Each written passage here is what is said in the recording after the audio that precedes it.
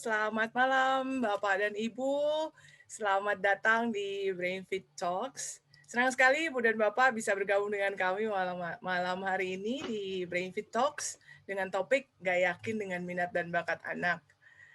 Perkenalkan, saya Nancy Peter, saya Master Trainer dan Senior Consultant dari BrainFit Indonesia. Malam hari ini saya ditemani oleh rekan saya, Mr. Irfan, yang akan kita bareng untuk berbincang-bincang, bincang-bincang dengan narasumber kami malam ini. Halo, Mr. Irfan. Mr. Irfan juga seorang Master Trainer dan Senior Consultant di BrainFit Indonesia.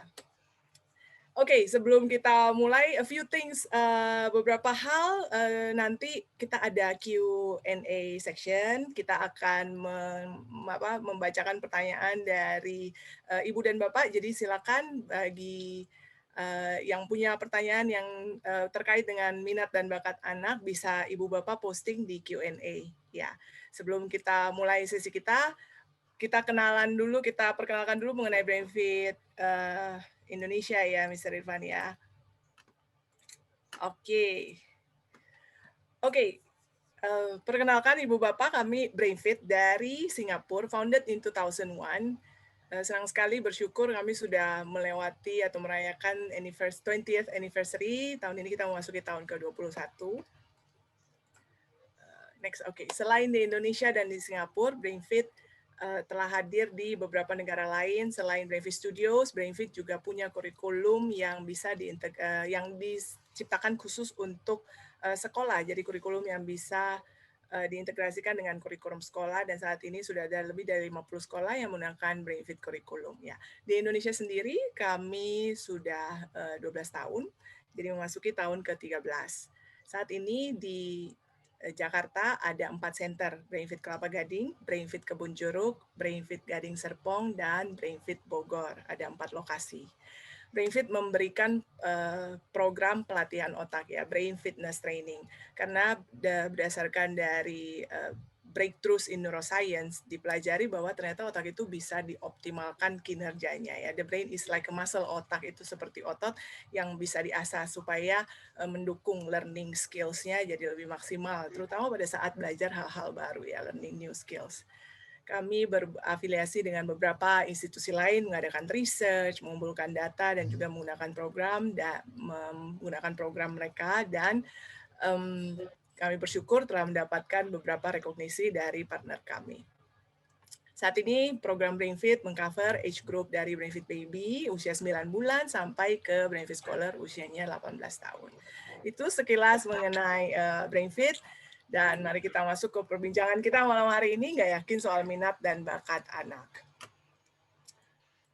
Oke, Mr. Irfan, ini adalah salah satu topik yang saya sering dengar parents tanya sih, gitu pada saat sesi konsultasi gitu. Miss, setelah melihat, karena kita measure cognitive skills-nya ya, and then dari sini bisa mengetahui minat dan bakat anak nggak ya, Miss gitu. Seperti ini, parents pengen tahu ya. Do you have the same experience, Mr. Irfan? Yes, bener banget, Miss. Kayaknya 5 out of 10 itu pasti ada pertanyaan mengenai ini, jadinya diarahinnya kemana. Kayaknya I think saya juga sebagai orang tua punya pertanyaan sama. Kalau bisa planning dari jauh-jauh hari gitu ya, anak nilai kemana, I think that's the dream of every parents ya. Iya. Jadi senang banget kita bisa kedatangan tamu ya, bergabung dengan kita malam hari ini untuk berbincang mengenai hal ini. Oke. Silakan Mr. Irfan, would you like to introduce our first guest? Yes, hari ini kita ditemani oleh Miss Iren. Hai Miss Iren. Halo Miss Iren. Iren. Miss Iren masih mute, Miss. Ya. Selamat malam semuanya. Selamat malam, Miss. Ya, Miss Iren adalah Director BrainFit Indonesia. Beliau juga adalah Certified Play Therapist, Certified Parenting Coach, dan juga Certified Strength Finder ya. Nanti Miss Iren akan share lebih jauh mengenai area itu, Strength Finder-nya gitu, Miss Iren sih. Hari ini kita juga ditemani oleh 2 bintang tamu ya, Miss. Yes, bintang tamu kita. Senang banget bisa bergabung sama kita. Thank you. Ada Miss Aryani dan Miss Amy. Ya, halo. Hai, malam Miss Aryani dan Miss Amy. Ya, Miss Aryani dan Miss Amy adalah head campus ya, berdua head campus dari Uni Saduguna. Kalau nggak salah, Miss Aryani yang di Kelapa Gading ya, dan Miss Amy yang di BSD, benar ya Miss ya? Betul ya. Oke, baik. Nah, Miss Iren mau share nggak ini apa topik kita malam hari ini, dan kita mengundang Miss Aryani dan Miss Amy ini ada background thinking-nya nih ya Miss ya? Ya, jadi gini, kita kan akan selalu berusaha untuk menjawab topik-topik yang berguna lah ya untuk membekali parents. Salah satunya ini adalah soal minat, bakat, dan jurusan gitu ya. Nah, kenapa saya undang Miss Aryani dan Miss Amy? Satu, karena saya pernah berada di satu acara di mana saya yang diundang oleh Uni Saduguna untuk bersama-sama dengan mereka bawain sebuah talk show, sharing kepada guru ataupun kepada parents dengan siswa SMA yang sudah milih jurusan, dan dari situ saya belajar banyak gitu hal-hal tentang penjurusan ya di usia-usia teenagers dan lain-lain. I can share about the brain, tetapi kalau soal jurusan kayaknya mereka lebih di bidangnya. Okay, so I think we need to invite them, dan ada juga sebenarnya kedua anak saya juga sekolahnya di situ. Jadi lebih kenal lagi, lebih tahu lagi gitu ya. Jadi ya kita punya hubungan profesional dan hubungan pribadi lah, lebih akrab. Jadi sering bertukar pikiran, dan saya belajar banyak informasi mengenai jurusan dari mereka. Oke, baik. Thank you, Miss Iren. Yes. So, Miss Aryani dan Miss Amy, boleh ini nggak, Miss? Mungkin banyak parents belum tahu. Boleh cerita sedikit nggak, introduce mengenai Uni Saduguna ya, Uni Saduguna. Apakah ini sekolah high school ataukah universitas? Boleh share nggak, Miss? Mungkin Miss Aryani ya. Ya. Dan juga beserta program yang disediakan ya. Boleh, nanti kita berdua sharing ya. Yes. Sama Miss Amy. Jadi dua-duanya Miss, kalau ditanya high school dan university, kita menjalankan sebenarnya programnya dari mulai high school. Jadi kita mulai di kelas 10 gitu ya. Kita punya program yang akademik dan kita punya program yang non akademik, karena kita Uni Saduguna percaya bahwa siswa itu beda-beda dan mereka harus ada di jalur yang tepat, harus ada di jurusan yang pas ya. Selain di jurusan juga, mereka juga harus ada di jalur yang tepat sesuai dengan minatnya mereka di akademik atau di kekuatan mereka mungkinnya di akademik atau di non akademik. Jadi kalau di Kelapa Gading mungkin ya kita ada program-program yang lebih ke akademik gitu. Jadi kita punya program IGCSE yang mungkin juga sudah banyak ibu-ibu bapak-bapak di sini mungkin banyak yang sudah dengar juga program IGCSE, bahkan mungkin ada yang mungkin anak-anaknya atau saudaranya atau sepupu gitu ya, itu yang ada di situ di International GCSE yang biasa mungkin sering disebut Cambridge gitu ya, kita dengan Edexcel. Kemudian ada program Foundation, itu juga masih tarafnya masih SMA. Kita bekerja sama dengan UNSW, University of New South Wales yang berada di Sydney. Mereka menggunakan kurikulum kelas 12-nya negara bagian New South Wales. Jadi setara dengan kelas 12 atau SMA completion di Australia. Kemudian kita juga ada jenjang kuliahnya. Nah, jenjang kuliah ini juga kita bekerja sama dengan berbagai institusi, termasuk salah satunya adalah Edexcel dari UK, BTEC dari UK, dan itu adalah pemerintah sebenarnya. Jadi kurikulum kita yang baik yang akademik maupun yang non akademik itu dua-duanya kita ada kerjasamanya dengan pemerintah gitu. Jadi kalau pemerintah UK itu serius ya sama pendidikan, jadi mereka kepo banget mau yang akademik non akademik itu benar-benar mereka pegang. Gitu. Semuanya tersedia ya Miss ya? Semuanya tersedia, betul. Okay. Mungkin Miss Amy nanti bisa cerita mengenai kurikulum yang vocational atau yang non akademik yang sama bagusnya, sama ininya gitu ya.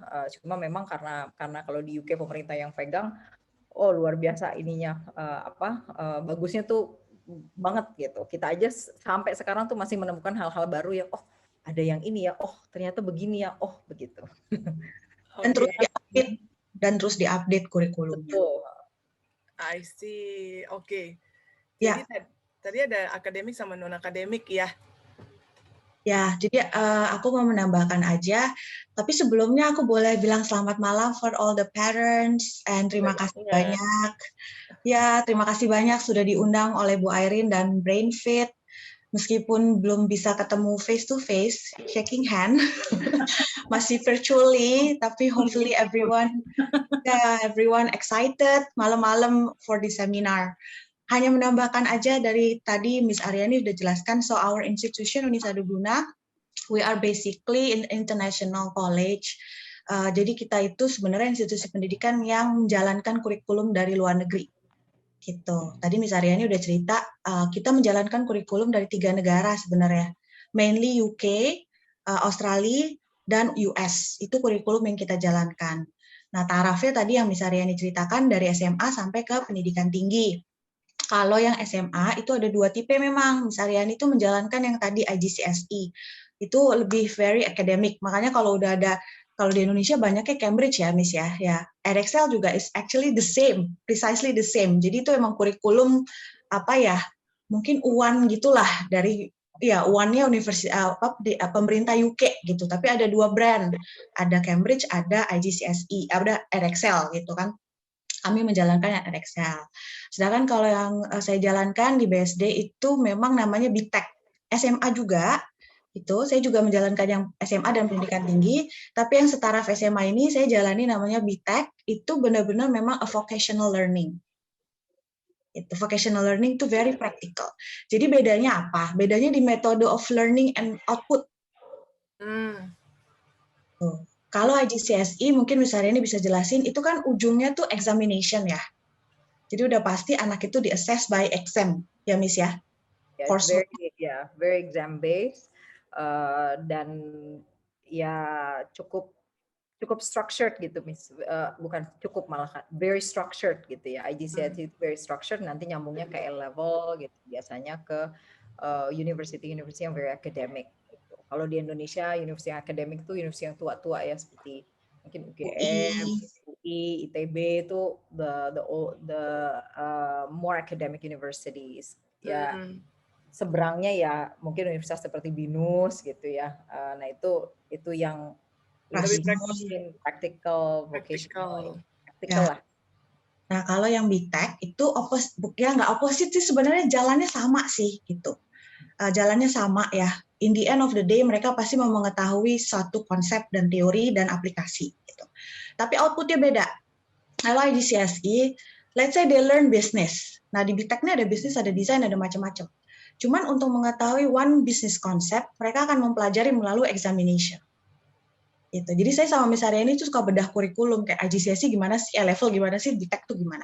Kalau BTEC, outputnya terakhir, mereka bukan mengerjakan exam, tapi mengerjakan project. Jadi nggak ada exam at all. Oke, ini mungkin buat beberapa anak yang mendengarkan mungkin kayak wah, nggak ada exam. Jadi bikinnya gitu, wah kalau aja dulu waktu kecil ada sekolah begini kan gitu. Ya, tapi sebenarnya dipelajari sama, Miss. Dipelajari sama outputnya. Oke, so ini basically setaranya sama SMA gitu ya, Miss. Satu ada yang akademik, satu ada yang bentuknya lebih praktik gitu ya. Ya, oke. Nah, ini kurikulumnya semuanya yang ambil dari luar negeri. Selain tadi yang Miss Aryani dan Miss Amy sudah share bahwa ini kurikulumnya diperhatiin banget oleh pemerintahnya, update gitu. Ada kelebihan lain nggak ya, kalau misalnya dibandingin dengan kurikulum yang kita punya di Indonesia? Yang praktikal apa akademis? Apa dua-duanya? Harus akademis dulu. Miss Aryani deh yang familiar ya. Kalau kita perhatikan ya, kurikulum IGCSE itu it challenges students untuk berpikir analytical, critical thinking. Jadi banyak sekali soal-soalnya itu problem based. Sekarang kan lagi ngetren ya problem based, atau yang baik dari exercisesnya maupun ujiannya. Bahkan ujian nasional pun kan sempat begitu ya sebelum akhirnya dihapuskan. Sempat pertanyaannya tuh banyak yang lebih demanding studentnya untuk berpikir lebih analytical lah, lebih critical thinking. Nah, jadi IGCSE itu seperti itu gitu. Jadi it's much more challenging dan tidak nggak mengutip gitu ya. Jadi nggak banyak multiple choice, very few multiple choice. Kemudian dia nggak terlalu banyak isian gitu. Yang ditanya juga bukan teorinya, tapi bagaimana caranya mengaplikasikan ilmu yang mereka dapatkan. Jadi teori-teori yang mereka dapatkan di kelas masuk ke ininya, ke problem solvingnya gitu. Jadi mungkin yang paling membedakan itu dari kurikulum IGCSE itu gitu. Ya. Nah, kalau dari yang praktiknya, Miss, dari Miss ini ya. Kalau yang praktiknya, according to my view, a lot of benefit. Very specialized. Jadi dan sangat hands on. Jadi benar-benar anak-anak itu ketika mereka mempelajari sesuatu, mereka langsung mempraktekkan apa yang dipelajari. For some students, ini bikin mereka lebih kreatifnya lebih jalan. Karena mereka bebas. Karena bisa bebas bereksplorasi dan nggak cuma di bidang terus terang aku BTech ada arts, ada bisnis, tapi yang di bidang bisnis juga, let's say ketika mereka di challenge gitu kan, oke, ini business organization ini seperti ini. Gitu. Kalau BTech Learning, setelah dia mempelajari tipe-tipe organisasi seperti ini, dia suruh pilih buat perusahaan ini yang mana yang cocok. Itu challenge-nya, itu tugasnya. Gitu. Nah, di situ dia berpikir kreatif. Nah, ada anak yang nanti mungkin bisa dibahas sesi berikutnya, tipenya itu anaknya mungkin nggak apa ya, dia nggak mau stick to the rules gitu. Tapi karena dia kreatif, bukan karena dia rebel atau gimana gitu, dia banyak banget ide, pop up ide. Nah, ini sangat cocok sama mereka yang ingin mengekspresikan kreativitasnya. Itu benefitnya, ya benefit terbesarnya mungkin gitu ya, Miss, lebih terarah dan penyajiannya itu benar-benar sesuai dengan tujuannya gitu ya. Ya, dari spesifik dan cukup deep sih, deep tapi bukan ya teorinya dia belajar, cuman ke implementasinya itu main ininya sih, main benefit ya yang dari BTech. Thank you Miss Arian dan Amy sudah share mengenai UIC, hopefully berguna ya informasinya untuk orang tua. Nah, ini sekarang kita ngomong soal minat bakat, tujuannya kemana sih? Of course ke masa depannya anak-anak gitu ya. Zaman sekarang aja tuh kita udah tinggal di dunia katanya udah era globalisasi gitu, yang seterusnya akan berkembang terus gitu. Yang paling besar di era globalisasi ini, I think adalah sekarang itu negara itu cuma nama doang. Persaingan kita tuh udah nggak ada lagi yang namanya saya di Indonesia, saingannya cuma di Indonesia gitu, udah nggak lagi gitu. Kita bisa semua orang dari semua negara gitu ya. Nah, saya mau ke Miss Iren nih, Miss Iren. Menurut pandangan Miss Iren, untuk menyiapkan anak kita ke era globalisasi, sepenting apa sih, Miss? Apakah harus sekolah luar negeri atau di Indonesia aja bisa? Itu pandangan Miss Iren gimana? Ya, kalau saya tentunya harus terekspos ke dunia global, gitu ya. Whether secara fisik dia harus ada di luar negeri ataupun tidak juga nggak apa-apa. Yang penting dia terekspos di dunia global dan dia belajar mengenai culture global dan dia tahu. Gitu. Yang penting sih itu, ya, it doesn't really matter apakah dia sekolah di luar negeri ataupun di dalam negeri, karena di dalam negeri pun banyak universitas yang bagus-bagus, bukan gitu ya, bahkan we have great universities juga di sini, gitu. Jadi tergantung anaknya memilih apa, parents-nya inginnya apa, no matter what it is, yang penting terekspos dalam dunia globalisasi. Ada barusan saya baca sebenarnya update terkini ya, mungkin parent juga ada yang tahu, Miss juga ada yang tahu bahwa tahun 2030 itu diprediksikan Indonesia akan menjadi negara keempat dengan pertumbuhan tingkat ekonomi tertinggi di dunia loh. Ya, itu menurut data dari World Bank.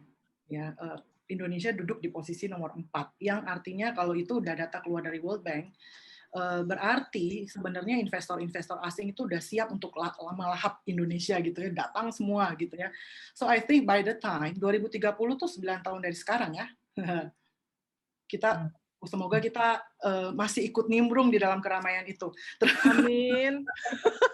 Artinya I'm thinking ya, anak kita nggak keluar negeri pun bekerja, di Indonesia saja dia sudah harus berinteraksi dengan orang-orang global yang datang ke negara kita. Artinya kita harus jadi tuan rumah dong di negara sendiri, ya nggak? So that's why I think it's really important to think globally saat ini, no matter how it is, the way, caranya gimana. Tapi saya pikir as parents kita mesti berpikir agak futuristik, agak jauh gitu dari sekarang. Ya, dan mempersiapkannya sehingga bisa mempersiapkan dari sekarang. That's my opinion. Pola pikirnya berarti ya, which itu dibentuk oleh orang tua tentunya gitu ya. Dan persiapannya tentunya ya. Ya, betul, dan persiapannya. Yes. Thank you, Miss Irani. Iya. Oke, sebelum kita lanjut, ini silakan parents kalau ada pertanyaan bisa diposting di Q&A ya, kan nanti kita akan ada Q&A session, ada dua round kita akan bacakan pertanyaan. Oke, Miss Iren, untuk mengenai sekolah, saya ke Miss Iren ya, sekolah luar negeri, sekolah Indonesia, thank you banget Miss Aryani. Good to know bahwa ada opsi itu ya. Dulu zamannya saya sekolah luar negeri itu salah satu cita-cita saya loh. Pengen banget bisa tanya papa mama saya dari SMP aja udah ngumpulin clipping. Dulu clipping itu expo yang jurusan luar negeri, ada expo sekolah mana aja jurusan gitu ya. I would go, saya pergi terus saya kumpulin brosurnya terus diklippingin. Sebegitunya pengennya saya ke luar negeri, sekolah luar negeri. Tapi apa daya nggak diizinin. Nggak diizinin. SMA pengen ke luar negeri, pengen mandiri, nggak diizinin. Kuliah nggak diizinin gitu. So I guess saat ini juga ada beberapa mungkin ada anak-anak yang di Indonesia yang nggak diizinin juga karena satu dan lain hal ya, pertimbangannya nggak bisa kesampaian sekolah luar negeri. Ada hal apa yang perlu dipersiapkan misalnya in terms of mungkin skill ya, dan tadi selain pola pikir gitu, untuk tetap bisa berperan dan juga bersaing nih, jadi tuan rumah dan nggak kalah dengan warga negara global lainnya. Ya, ya itu tadi yang number one is belajar satu bahasa internasional, kalau bisa kuasai satu atau dua gitu kan ya, because language is the tools that you use to communicate sama interaksi gitu kan. So language bukan sekedar bisa tapi master. Right? Baik secara verbal ataupun tertulis, karena sekarang pun tertulis itu wajib harus gitu ya, artinya menulis harus bagus gitu. Itu would be salah satu modal gitu ya. Kalau zaman dulu kita nggak ada kesempatan untuk bisa keluar negeri, misalnya anak-anak nggak bisa, tapi sekarang global, mereka buka gadgetnya aja, internet, it's global world actually ya, once mereka masuk ke situ gitu.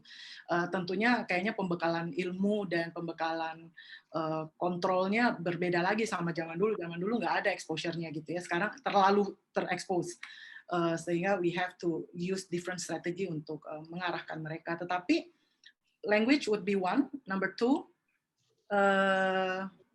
apa yang dibutuhkan nanti untuk menjadi leader di dalam era globalisasi itu, kalau menurut World Economic Forum mereka memutuskan bahwa di the 21st century leaders itu butuh 5C ya, kolaborasi, communication, saya lupa critical thinking, creative thinking gitu ya, sama characters.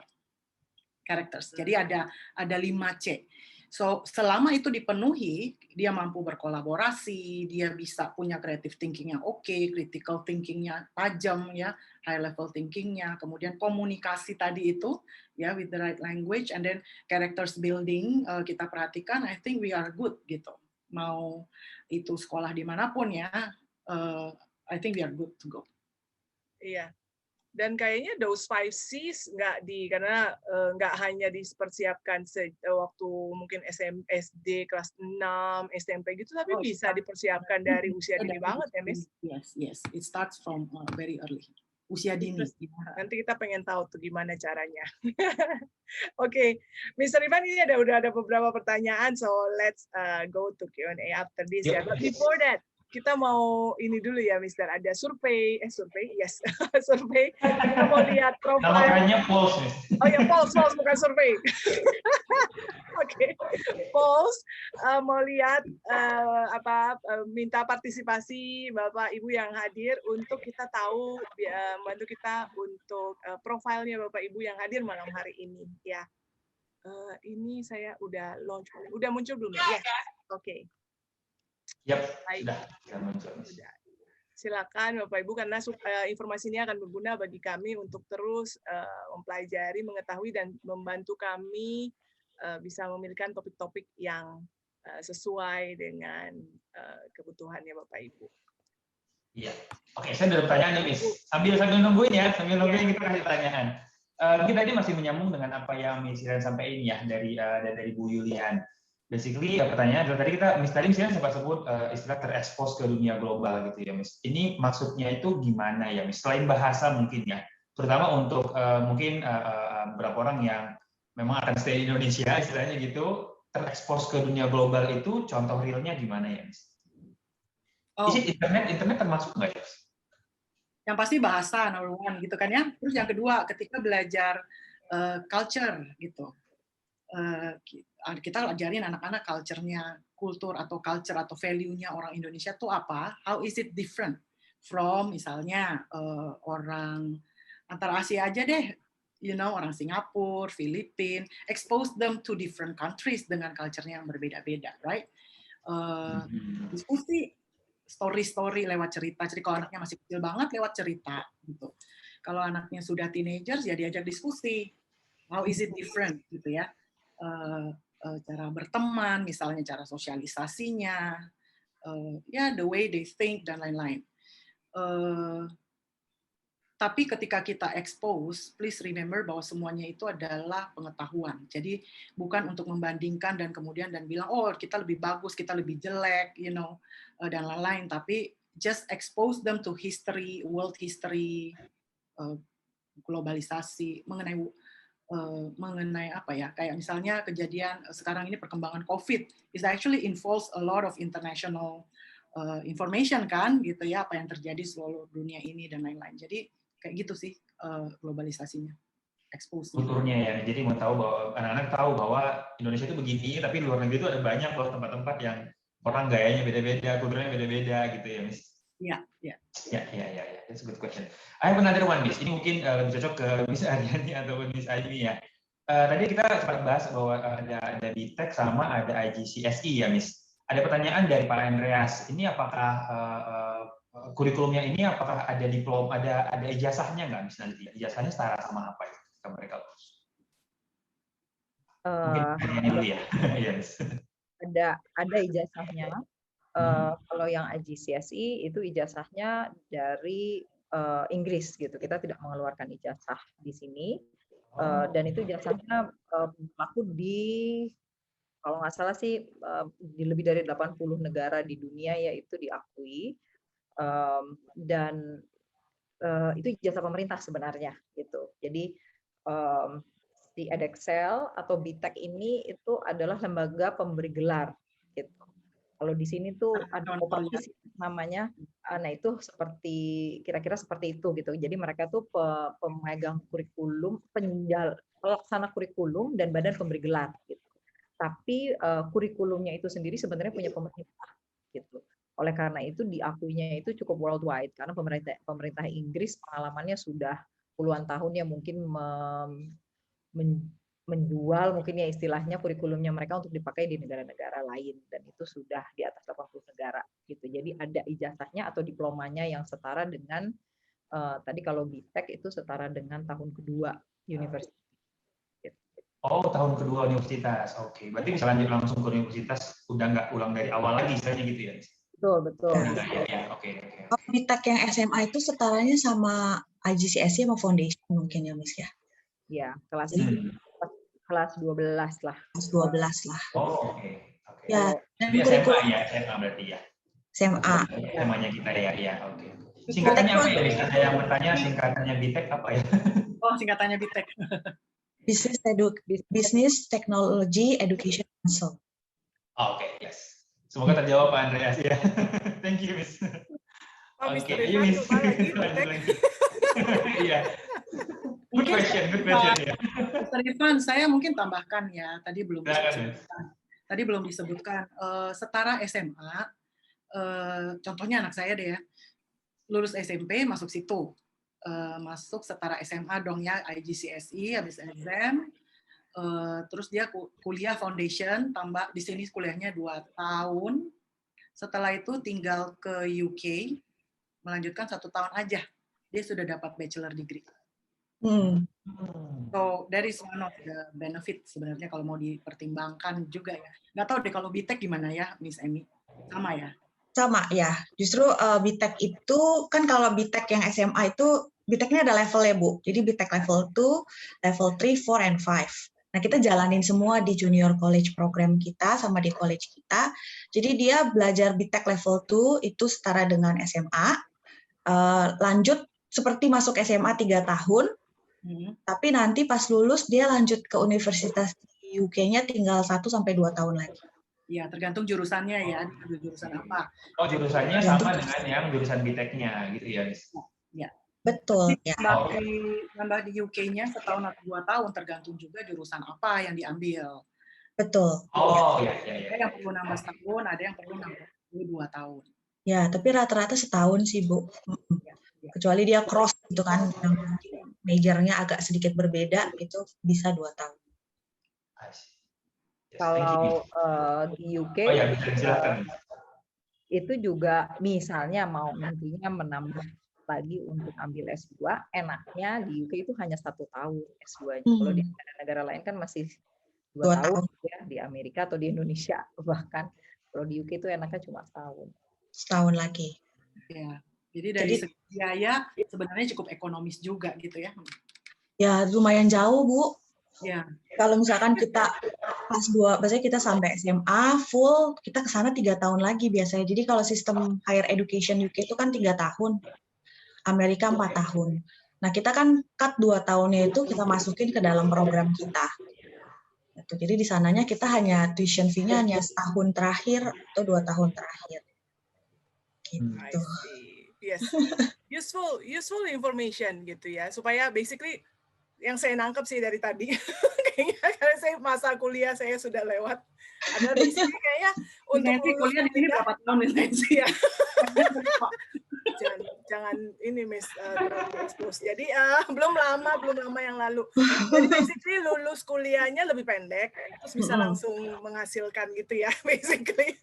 Ya, sama kayak tadi mungkin kayak Miss Nancy kan orang tua belum ngasih ke luar negeri gitu kan. Ya. Kalau dilepas 3 tahun kelamaan ya mungkin. Oh ya, itu 1 tahun penting ya. Iya, betul. Jadi 2 tahunnya. Coba lagi Miss Nancy. Ya. Ini cuma setahun aja di luar negerinya gitu. Iya. Oke, thank you. Coba sekarang Miss mungkin boleh. Ya, try again ya. Rumahnya di BSD atau Kelapa Gading? Ya, Kelapa Gading. Oke, baik. Thank you for semoga terjawab ya yang pertanyaannya. Oke, thank you. Kita continue ya. Ngomong-ngomong minat dan bakat dan jurusan ini ya kan, contohnya saya juga dan nggak banyak dan sering juga saya dengar ada orang yang akhirnya berkarir end up-nya dengan hal di bidang yang berbeda dengan jurusan kuliahnya gitu. Dulu zamannya angkatan saya kayaknya iya nggak apa-apa, nanti juga akhirnya menemukan nggak apa-apa juga, itu nggak masalah. Boleh tahu, I imagine sekarang mungkin berbeda ya, karena anak-anak zaman sekarang, generasi sekarang juga dengan era globalisasi dan begitu banyaknya pilihan jurusan. Mungkin menurut, boleh dengar dari Miss Aryani dan Miss Amy dari pengalamannya dari pengalaman Miss nih, apa benefitnya? Is that okay kalau pilih jurusan tidak sesuai dengan minat dan bakat atau akhirnya karirnya yang sesuai, ataukah sebaiknya sedini mungkin juga udah memilih mengetahui minat dan bakat anak yang pas? Mungkin boleh dengar dari Miss Amy atau Miss Aryani. Ya boleh. Oke, mungkin aku yang lebih spesifik, nanti Miss Aryani yang lebih anaknya lebih general ya. Kalau menurut saya sih karena saya running the BTech program ya, kebetulan anak-anak yang masuk itu mereka ketika masuk program SMA di BTech mereka sudah cukup tahu apa yang mereka mau gitu.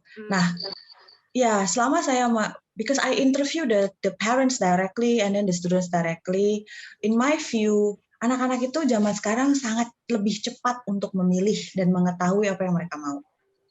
Kuncinya di situ. Memang berbeda. Saya pun dulu kuliah disuruh ke Australia, mau kuliah apa Mi? Kuliah apa ya gitu, masih nggak tahu gitu ya. Pengen nyampe Australia, ambil foundation, baru akhirnya menentukan mau jurusan apa. Gitu. Kalau anak-anak sekarang, bahkan ya mungkin ada beberapa orang tua di sini yang pernah punya pengalaman anaknya tuh udah bener-bener tahu gitu what they wanna do. Bahkan anak saya sendiri dari sekarang kerjanya dia udah kayak specifically ngomonginnya arts. I wanna be fashion designer. Dan ini nggak cuma 1-2 case. Gitu. I've met a lot of parents yang memang udah bahkan mengetahui dan juga mendukung gitu loh bahwa anak ini dia seperti soalnya gini, kalau dia tetap di sekolah misalkan yang very akademik, takutnya dia merasa kurang menonjol. Ada contoh case nggak, Miss Amy? Ada contoh cerita yang anak yang ternyata nggak sesuai pilih jurusannya gitu, atau yang sesuai bagaimana perjalanannya mereka in the end akhirnya hasilnya? Banyak banget sih, Miss. Pilih satu, Miss. Cuman salah satunya ya, karena aku ada sekolah BTEK aku tuh yang SMA itu saya menjalankannya dari SMA dia belajarnya arts gitu. Nah ini mungkin ada anak-anak yang mereka pindah dari different types of schools, ya mungkin yang pelajarannya masih lebih general, bukan?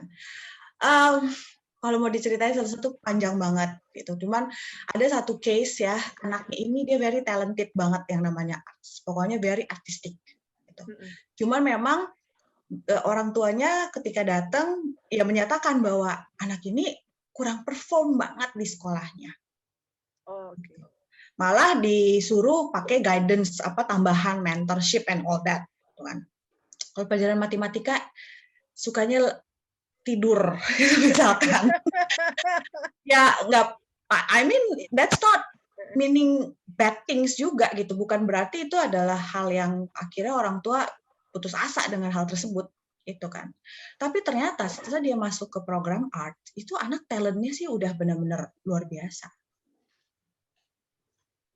gitu. Dan dia very selective justru karena anak-anak sekarang itu emotionally matured loh, makanya mereka bisa memilih.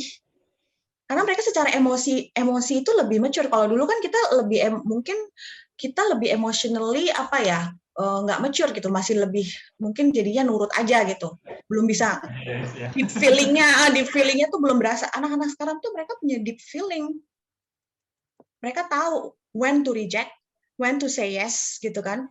Itu kan sebenarnya secara emosi berarti mereka lebih mature gitu. Itu ada case. Akhirnya anak ini sekarang sebentar lagi mau lulus gitu kan, dan we are very happy with her. Distinction semua.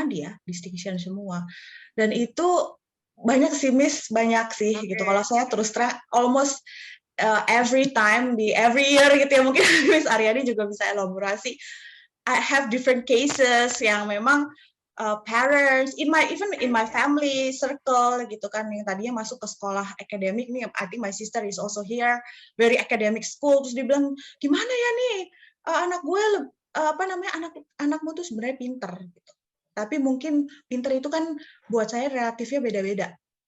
Ada memang dia pinter very in academic way, tapi dia pinter, dia very kreatif. Coba dia disuruh langsung hands on perbaikin komputer mungkin pasti akan excel. Nah gitu. Nah, kalau saya ngerasa orang tua akhir-akhir ini, apalagi di 2021 ini, udah lebih terbuka sih sama opsi tersebut. Jadi udah kayak lebih, oke, anak saya ini modelnya sangat practical, Miss. What are the best program that you can offer to my children? Itu udah makin banyak. Terus terang saya banyak dapat murid dari luar kota, itu dari Bali. Orang tuanya sudah sangat terbuka sekali sama anaknya itu lebih cocok di kurikulum yang seperti apa. Iya. Gitu. Iya. Jadi cuman, go ahead, sorry Miss, kepotong. Ya, nggak apa-apa. Ya, cuman kalau aku ceritain satu-satu, kisahnya memang panjang, Miss, beda-beda. Banyak.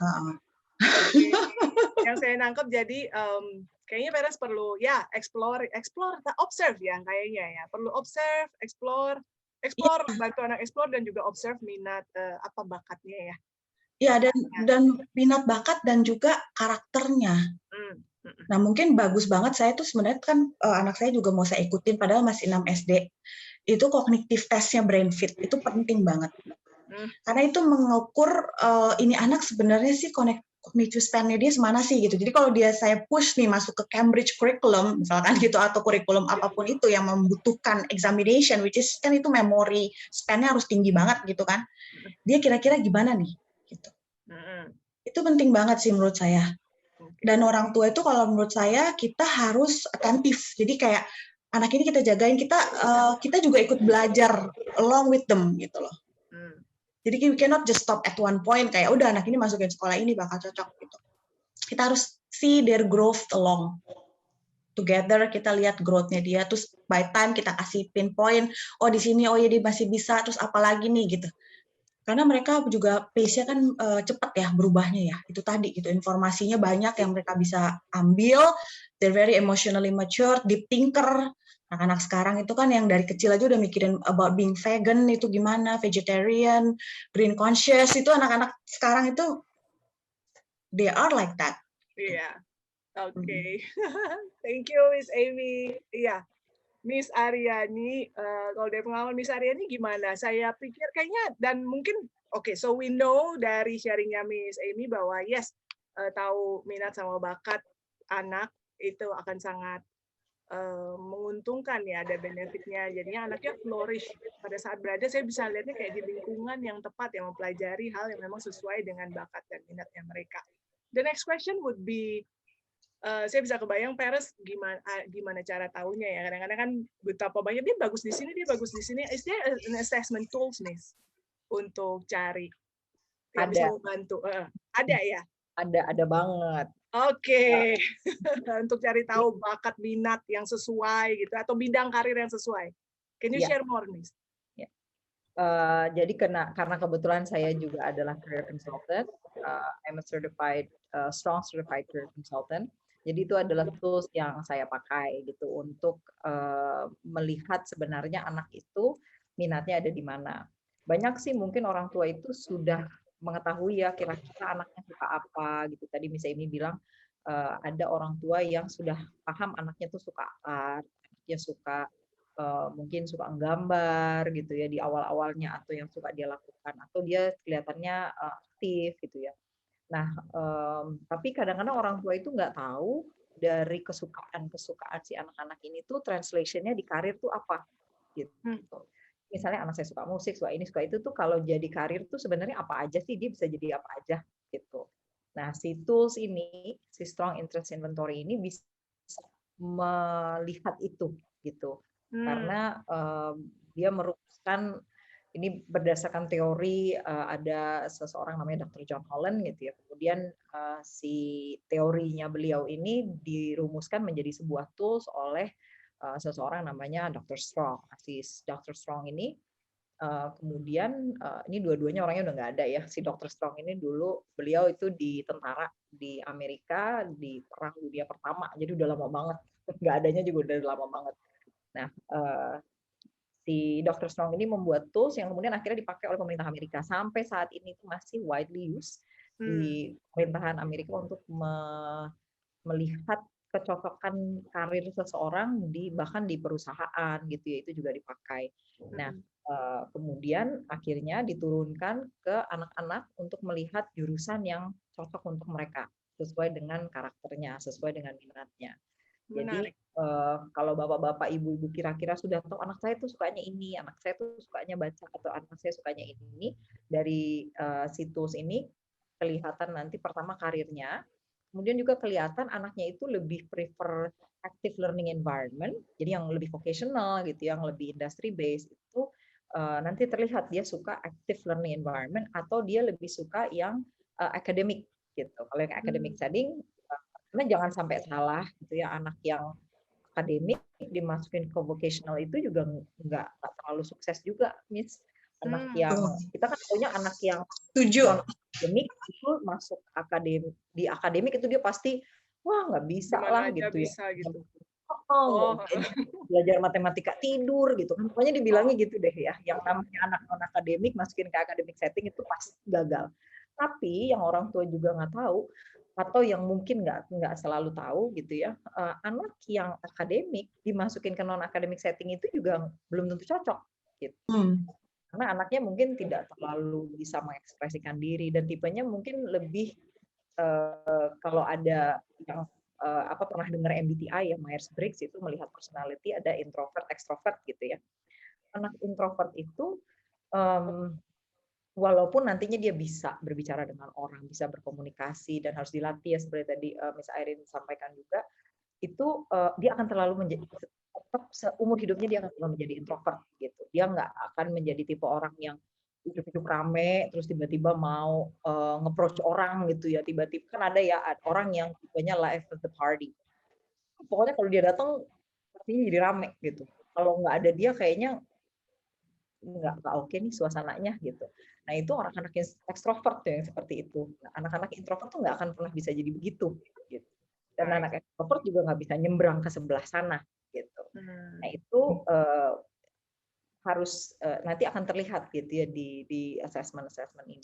Dan juga ada anak yang sensing, jadi dia harus menerima informasi itu melalui 5 sensesnya gitu, apa yang harus di experience. Sedangkan anak yang intuitif itu bisa belajar lebih visionary, bisa melihat segala sesuatu lebih abstrak. Nah, tools ini tuh bisa minimal melihat itu dulu, sehingga orang tua bisa mulai mengarahkan bagaimana caranya si anak ini belajar dari mulai SD bahkan ya, karena kan sekarang sudah ada SD bahkan TK yang learning gitu ya, dan yang akademik itu sudah banyak lah gitu sekarang.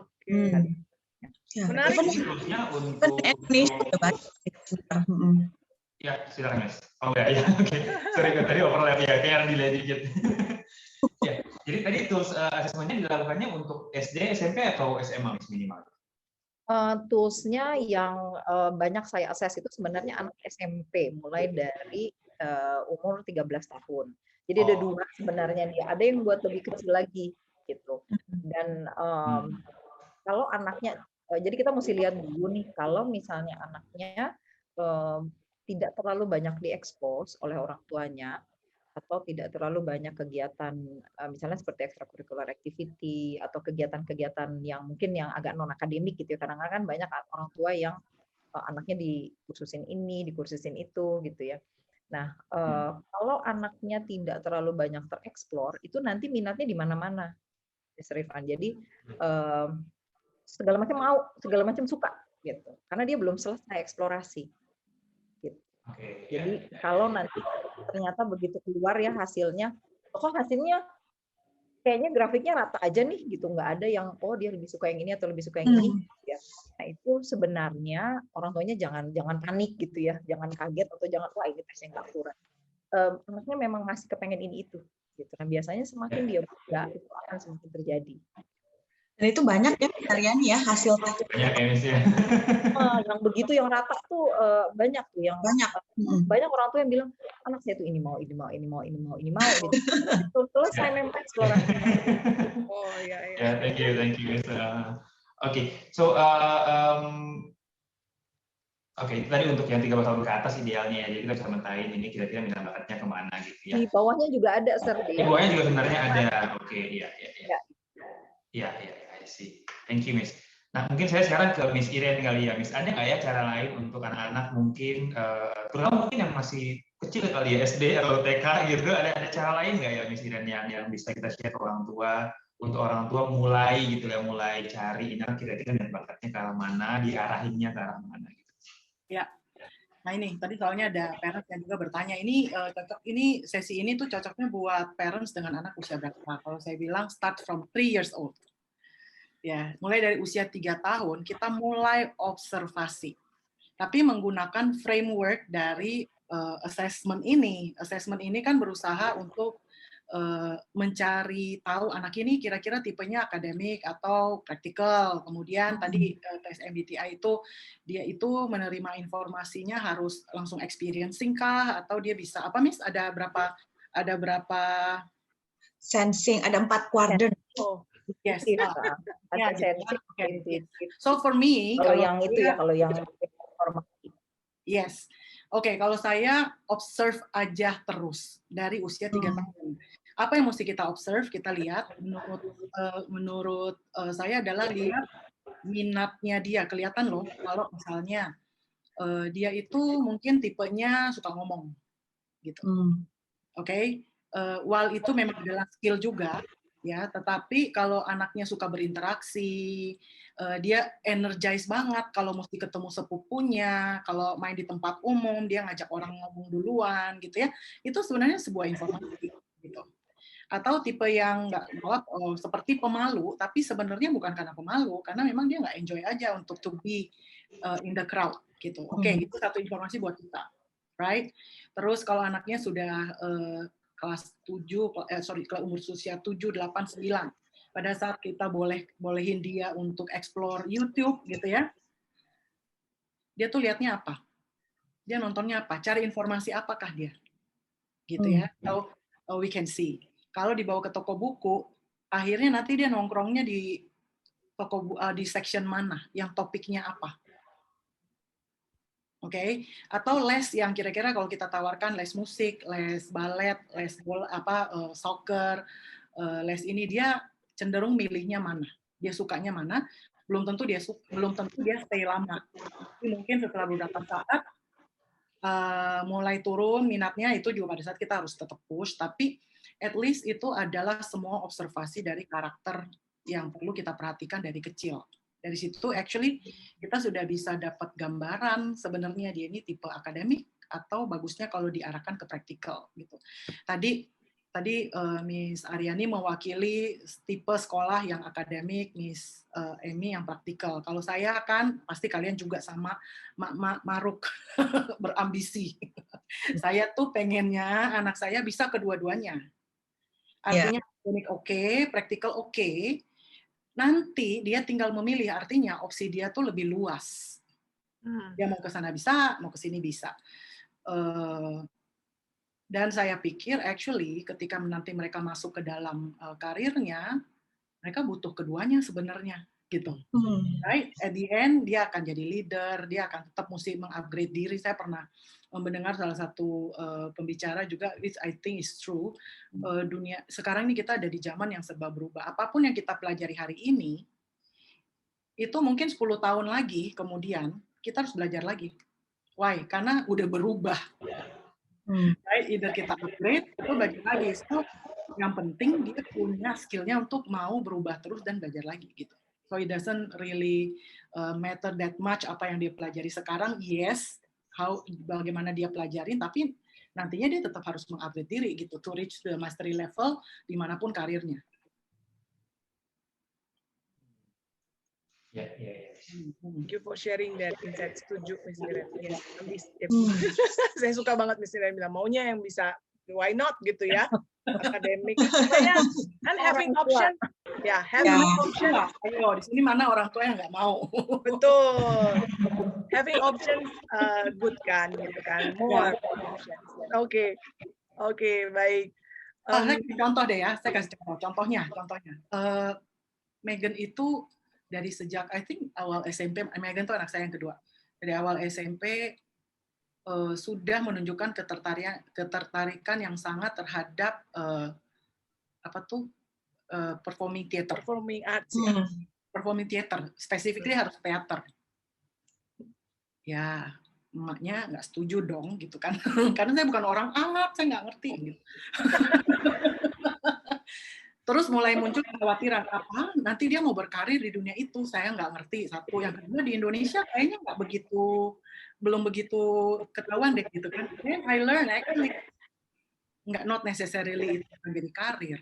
And then ketika saya ikutin dia latihannya, performance-nya dan lain-lain, and I find saya akan support dia 100%. Not necessarily for the career, tapi apa?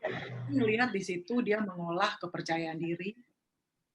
Dia bergerak sambil nyanyi, that is latihan eksekusi, all the body moves, berkoordinasi. Kemudian ketika di atas panggung dia belajar berkolaborasi dengan temannya, belajar berkomunikasi.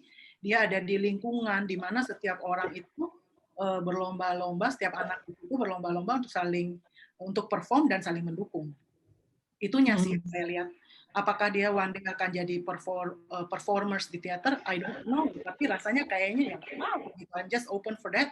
Tapi saya bilang that is one aspect of your life. Yang lainnya tetap harus jalan. Gitu. Ya kan? So belajar akademik, tetap mesti baca, tetap mesti belajar.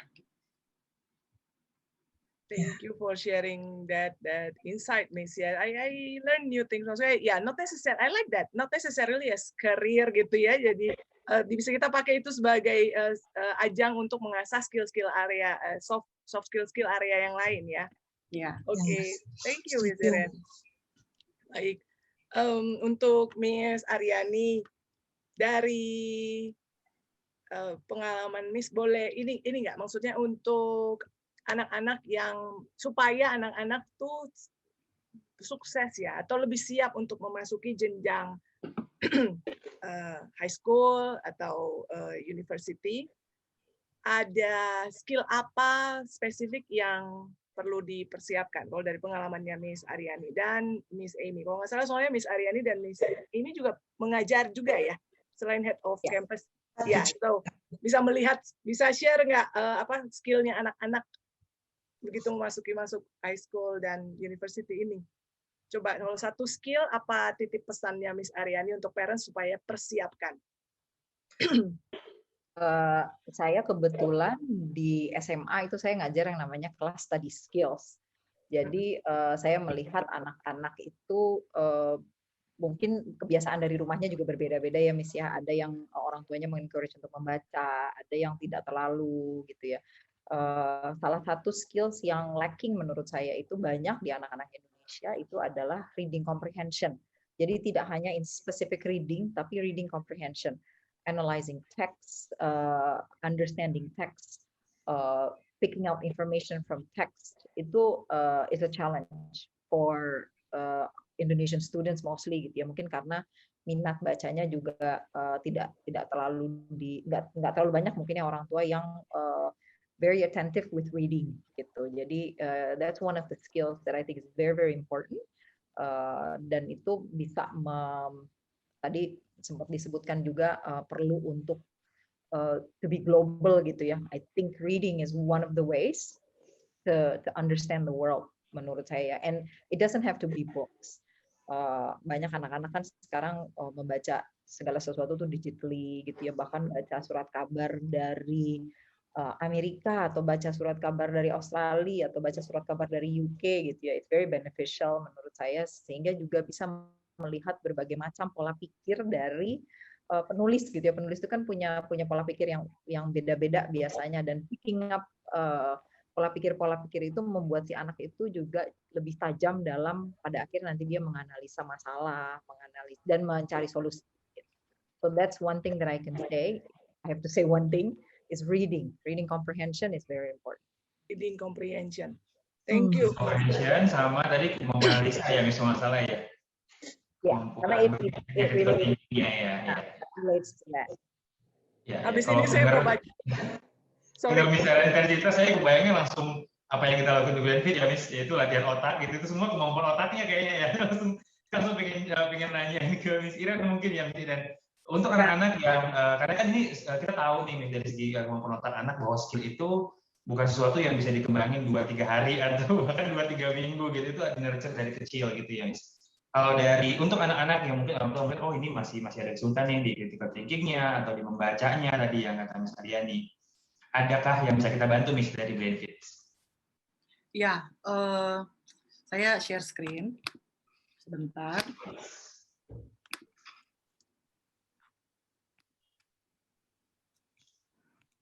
Oke, so Brainfit punya program Brainfit online, atau nanti kalau kembali ke center kita punya Brainfit di center, program untuk melatih cognitive skills, yaitu attention, memory, basically semua kemampuan otak yang dipakai untuk mengolah informasi, right? Selama online ini kita sudah jalankan Brainfit online, it's already 1 year, ya. Bulan ini adalah bulan ke-12 kita beroperasi Brainfit online, and we've seen results ya, bagaimana anak-anak terbantu sebenarnya dengan peningkatan kemampuan kognitifnya. Juga ada assessment tadi Miss Amy bilang supaya kita bisa tahu apa sih yang dia punya, skill apa yang dia punya yang bisa sustain learning. Okay, so how saya akan langsung aja ke program. We build neurons and neural pathways in the brain, yaitu berusaha memberikan latihan yang repetitions dan yang tepat sasaran untuk meningkatkan skill tertentu. Misalnya kita mau mengasah attention skill, ya, so we give them latihan supaya neurons in the brain itu berkomunikasi dan terbentuklah connectivity. The more we do, semakin banyak, semakin tebal connectivity-nya, dan akhirnya terbentuklah neural pathways. The more connectivity in the brain, semakin efisien pemrosesan informasi itu. Sehingga seorang anak jadi lebih capable di dalam melakukan apapun yang tadi itu, ibu-ibu yang pengen anaknya bisa keduanya itu tadi ya. Itulah kita. We can do that. We can make them independent learner. Mau apapun, mau baca buku, ayo. Mau praktek, ayo. Bikin plan, ayo. Evaluasi problem solving pun, ayo. Ya. So you can know more. Silakan hadir di BrainFit Information Session. Please take screenshot aja atau langsung klik link yang ada di chat box untuk daftar ke BrainFit Information Session, mendapatkan informasi yang lebih banyak tentang program BrainFit dan bagaimana BrainFit can help kendala belajar selama ini gitu ya. Bagi yang hadir di information session nanti akan ada voucher untuk jika Anda ingin assessment ataupun akan join programnya langsung. Itu BrainFit. Nah, saya mungkin akan bagikan bahwa sometimes anak-anak tuh punya interest loh, punya bakat ya, atau punya minat gitu. Misalnya contoh dalam hal musik. Dia senang sebenarnya dan pengen banget bisa misalnya main musik gitu. Nah, masalahnya adalah minat tersebut tidak didukung oleh skill yang optimum. Atau misalnya attention span-nya pendek, sehingga dia nggak kuat gitu untuk konsentrasi lama-lama. Padahal dia pengen banget untuk jadi pemain musik gitu misalnya. Ya. Terus baca note-nya, secara kemampuan visualnya nggak begitu mendukung eye-hand coordination-nya, sehingga dia struggle ketika mesti bermain. Kalau kita cek di assessment minatnya ada nggak? Ada. Minat interest-nya sangat tinggi dalam hal itu. But sometimes they get disappointed karena apa yang dia ingin capai versus skill yang dia punya itu tidak in line. Okay, so I think we need to help them lihat dalam hal skill itu tadi. Okay, so ya. Ya, bisa diasah ya, Miss. Ya. Ya. Oke, Miss Nancy, kita ada pertanyaan. Ada banyak sih sebenarnya pertanyaannya ya. Yes. Boleh Miss Nancy pilihin satu, Miss. Ya, dan as I'm scrolling, mungkin saya give a shout out ya. Ada beberapa pertanyaan menanyakan tes kognitif dilakukan umur berapa. Ibu, Bapak bisa hadir ke info session yang barusan di type di chat. Mulai dari usia 4 tahun sudah bisa ya sebenarnya. Yeah. We do BrainFit online, tapi assessment yang online bisa dilakukan sekarang online, mulai dari usia 7 tahun ke atas itu kelas 2 SD, cocok untuk dilakukan secara online. Kalau lebih muda lagi usianya, sebaiknya tunggu nanti pada saat senternya beroperasi dan bisa datang untuk assessment ya. Tapi sekarang belum. Iya. Oke, informasi lebih lanjut bisa hadir ke info session Bapak Ibu. Oke, question.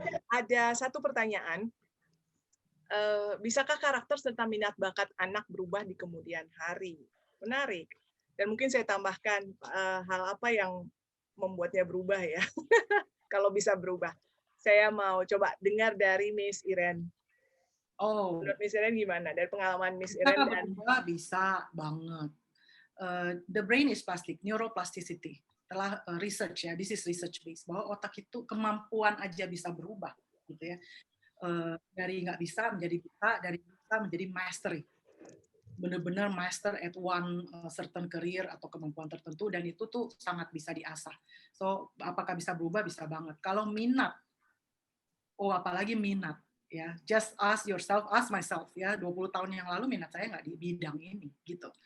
But as I step into it, tiba-tiba muncul minatnya, gitu ya.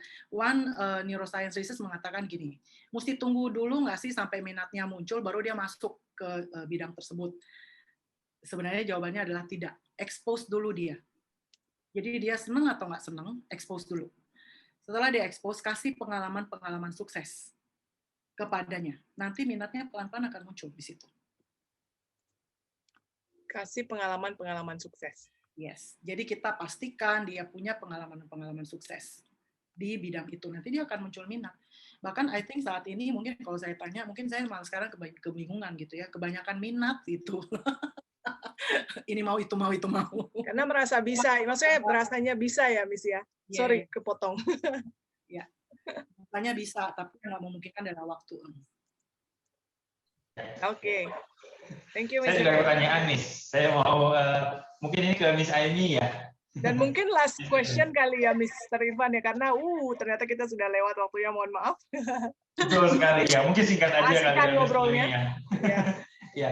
Tadi Miss Aimee sempat saya mengenai asesmen ya. Ada orang tua yang bertanya, apakah asesmen ini hanya dilakukan satu kali aja, dan itu selamanya relevan, atau nanti di pertengahan jalan mungkin harus diulang lagi asesmennya ya? Gimana misalnya ya? Saya nanya ke Miss Aini, tapi lebih tepat ke Miss Aryani. Oh, Miss Aryani, boleh Miss Aryani ya. Ke Miss Aryani ya. Oke. Jadi untuk assessment ini sebenarnya secara minat anaknya itu karakternya tidak berubah. Ada ini pengalaman aja sedikit, ada bapak waktu itu bilang sama saya, anak saya ini bingung, dia bilang, karena anak saya itu tahun lalu dia suka gambar, melukis. Saya beliin segala macam alat lukis, dari mulai cat air sampai cat minyak, segala macam deh saya beliin. Pokoknya saya turutin dia maunya apa. Dan bapaknya sudah menyiapkan anaknya waktu itu untuk sekolah desain. Gitu.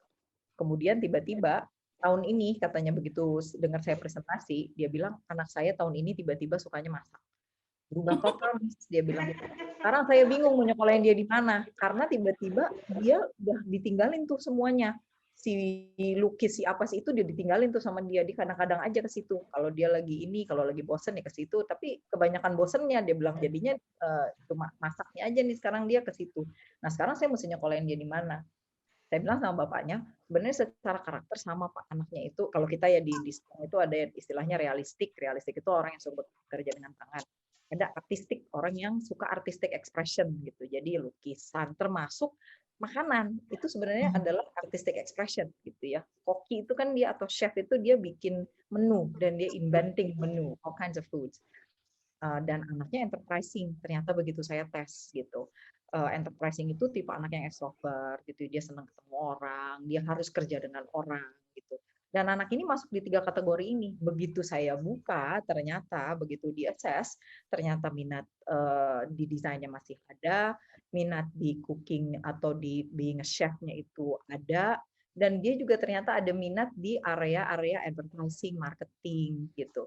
Jadi ternyata terbuka lagi nih gitu opsi-opsinya. Jadi sebenarnya bukan berubah, cuma bertambah. Tadi mungkin seperti Miss Harin bilang ya, kayaknya ini mau itu gitu. Belum selesai aja dia bereksplorasi, karena dia tiba-tiba baru menemukan yang lain lagi yang ternyata buat saya ini menarik juga. Yang melukis itu sebenarnya bukannya hilang minatnya, cuma nanti dulu deh saya balik lagi ke situ mungkin tahun depan gitu, atau pas saya ini gitu. Sekarang saya lagi mau menekuni masak nih gitu. Tapi bukan berarti si yang ininya tuh hilang gitu, atau ditinggalkan mentus gitu ya, benar-benar udah aku nggak mau lagi gitu, nggak juga sih gitu. Jadi tidak, dan kalau di assess itu kebuka semua gitu, jadi di situ nanti orang tua itu bisa mencoba satu-satu, mengeksplor satu-satu apa yang dibukakan oleh si assessment ini gitu.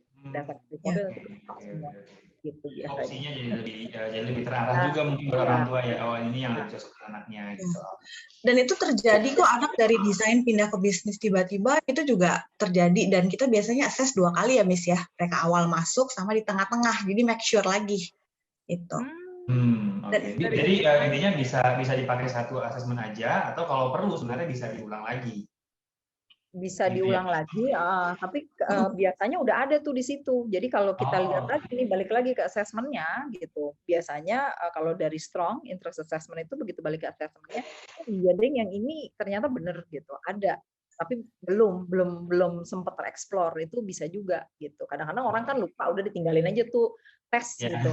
Di assessment-nya di mana ya nggak tahu gitu. Ya. Ya benar. Thank you Miss Erin dan Miss Aini. Oke. Wah, nggak berasa Miss Nancy. Udah jam 9 kurang ternyata Miss. Ya, saya bisa merasakan, saya aja tadi mendengarkan mengenai strong assessment inventory interest. Sorry, saya lupa tadi nama assessment-nya. Menarik banget ya, banyak aspek gitu ya. So, buat Bapak Ibu yang mungkin mau tahu lebih jauh atau mungkin mau tahu lebih jauh mengenai program Uni Saduguna, saya kebalik dulu, Uni Saduguna, ada kontak info yang bisa dihubungi ya Miss Aryani dan Miss Amy. Nanti kita akan posting di chat oleh Miss Ayu, our behind the scene support. Ya, silakan dihubungi apabila mau tahu program lebih jauh, kontak number tersebut untuk tahu lebih jauh. Oke, so time is up ya, unfortunately. Jadi kita perlu close. Sebelum kita close, Mr. Irfan, would you like to share topik kita yang untuk Selasa minggu depan ya, untuk T4Mom dan Benefit Talks berikutnya? Betul sekali. Oke, Selasa depan kita akan ada T4Mom ya, dari Benefit akan mengadakan T4Mom. Topiknya adalah melatih anak mengontrol emosi. Nah, ini adalah salah satu topik yang paling tunggu-tunggu juga ya, Miss Nancy, oleh orang tua ya. Yes. How to Your Dragon ya. Ini Selasa depan ya, tanggal 30 Maret, jamnya sama setengah 8. Nanti kita akan kirimkan email atau WhatsApp untuk registrasinya, atau orang tua bisa follow Instagramnya @brave_indonesia untuk mendapatkan informasinya. Kemudian Selasa berikutnya lagi di tanggal 6 April kita akan melakukan Brain Fit Talk lagi, dan topiknya adalah kok anak saya gampang nyerah. Ini juga salah satu topik yang paling banyak ditunggu-tunggu ya. Ya, banyak yang menanyakan hal ini ya, Mr. Irfan ya, dari Betul. biasanya parents bertanya, kenapa dia gampang nyerah banget, Miss, gitu ya. Padahal udah saya semangatin. Bener banget, Miss. Ya, kayaknya orang tua nggak capek nyemangatin ya, tapi Iya. masih gampang nyerah. So, kita akan bahas topik itu di Selasa 2 minggu lagi, tanggal 6 April. Ya. Oke. So, sebentar, saya stop tulis sharingnya, Miss. Ya, oke, Miss Nancy. Udah jam 9 kurang, Miss. Ya, sebelum kita close, mungkin share insight dulu kali ya, Miss Nancy. Miss Nancy, insight-nya apa, Miss, dari sesi malam ini? Kalau dari saya, kesimpulannya dari begitu banyak pilihan jurusan, minat, dan bakat yang bisa dieksplor, akhirnya saya ngambil keputusan bahwa sharpening skill ya.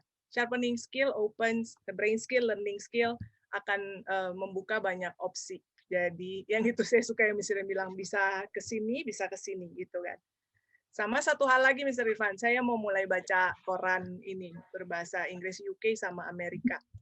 Oke. Jangan menyerah, Miss. Masih ada kesempatan. Iya. Itu buat brain trainingnya saya juga. Iya. Kalau saya tadi apa yang Miss saya ucapin sih, bahwa minat dan bakat itu tidak harus selalu menjadi jurusan, tidak harus selalu menjadi karir anak-anak nanti ke depannya gitu. Just ya kalau mereka suka dengan sesuatu, yang penting mereka mau pelajari, siapa tahu bisa belajar sesuatu yang nantinya berguna untuk karirnya. I think buat saya itu nempel banget, Miss. Yes. Thank you, Miss Iren. Gitu, Oke. Iya. Kalau can we hear one sentence atau tip pesan ya dari para narasumber kita ini nih? Satu kalimat atau ya tips untuk parents. Mungkin kita mulai dari Miss Aryani. Kok Miss Amy duluan, Miss? Tadi saya udah memberikan... Oh ya, boleh. Saya screen-nya pertama ada di Miss Aryani, jadi kiri ke kanan. Miss Amy. Yes. Yeah. Let's try to recognize our children as early as possible. Sih paling. Jadi mungkin kita harus mulai memperhatikan, meskipun masih dari SD, gitu kan, tapi apa yang mereka suka, what they do every day, itu sebenarnya very impactful ke mereka tuh future-nya bakal gimana cara belajarnya. Dan juga jurusan yang cocok itu apa. Memang mungkin kita sepertinya it's a simple thing, but it's very important. It's very important. Yeah. So, thank you, Miss Amy. Miss Aryani. Ya, kalau dari saya mungkin have constant communication with your child, gitu, dari mulai kecil, karena tadi Miss Irene juga sudah sampaikan ya, any you think it's insignificant, gitu ya, but finding out about your child's interests itu bisa macam-macam caranya, and then you can start observing. Jadi have constant communication with your child, I think it's important. I see. Constant communication, yes. So explore, observe, constant communication. Last but not least, of course, Miss Irene. Saya punya 2. Oke. Yang pertama adalah semua tes sifatnya, apalagi yang dikatakan oleh Miss Aryani itu tes untuk menentukan jurusan atau minat. Itu bukan sebuah keputusan. Oh, hasil tes mengatakan dia perlu masuk jurusan ini ataupun itu. Salah. Menurut saya agak salah. Tes itu adalah titik awal dari perjalanan eksplorasi.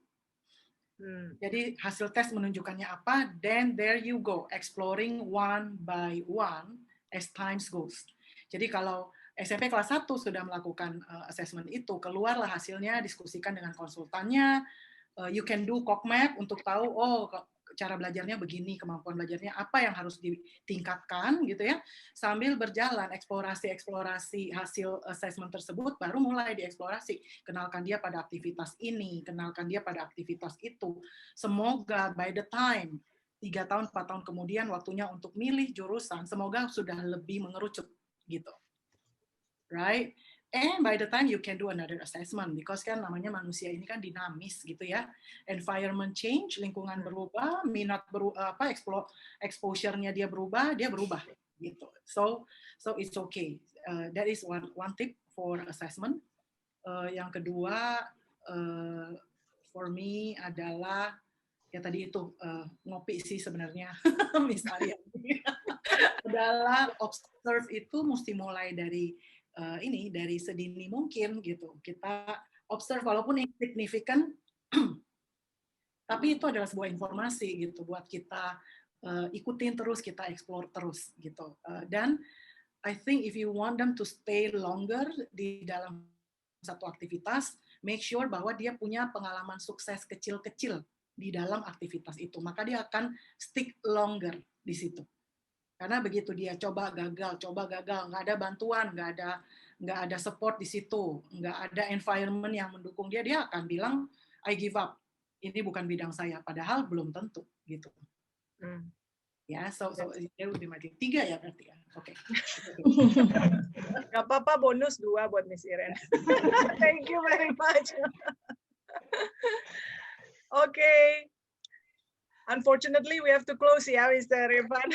Betul, Miss. Ya nggak berasa ya, Miss. Pengennya masih mau ngobrol lebih banyak ya. Kita belajar banyak banget into the night. Yeah. Miss Amy, Miss Aryani, thank you very much for joining us tonight. Sama-sama. Saya yang senang sekali diundang. Terima kasih, Miss Airi. Thank you ya. Ya, oke. Untuk para peserta yang sudah hadir di sesi malam hari ini, jangan lupa follow Instagramnya Brave Indonesia, karena kita akan banyak publish event-event kita selanjutnya ada di situ. Kemudian kita juga publish konten-konten parenting juga banyak di situ. Di chat juga sudah ada informasi mengenai Instagramnya UIC, juga bisa di-follow untuk dapat informasi lebih jauh. Dan jangan lupa kita punya info session ya dari Benefit is free, sesinya free untuk belajar lebih jauh mengenai kemampuan otak, dan juga tadi ada assessment otaknya juga di situ. Untuk yang tertarik dengan asesmen minat bakat, di chat juga sudah ada nomor kontaknya UIC. Ya, oke. So I think we should close, Mrs. Ya, biar boleh pada istirahat dan biarkan informasinya terserap dulu gitu ya. Terima kasih semuanya. Terima kasih. Thank you so much. Thank you. Thank you. Thank you. Terima kasih Bapak. Bye. Thank you.